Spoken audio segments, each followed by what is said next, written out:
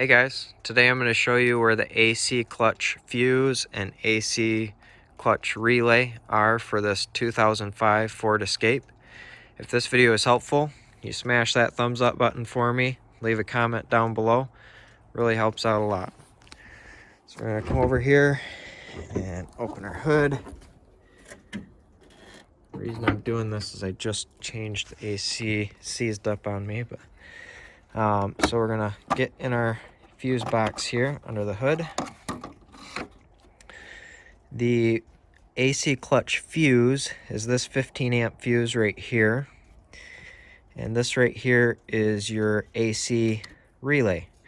If you want to test this, get a jumper wire and you can jump these two pins right here.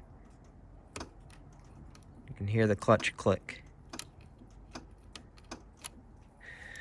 So I hope you found this video helpful. If you did, smash that thumbs up button, leave a comment down below. Thanks for watching.